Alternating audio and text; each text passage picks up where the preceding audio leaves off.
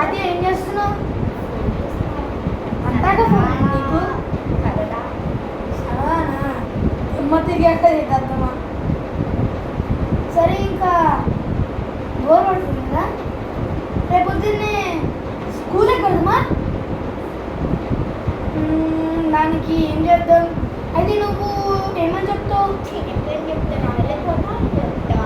అయితే నేను కాళ్ళే పని చెప్తా, నేను నడవలేకపోతున్నా అని చెప్తా.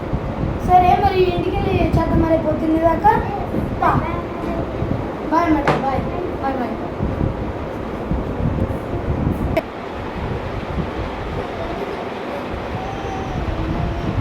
మీ అమ్మ నన్ను గట్టిందా?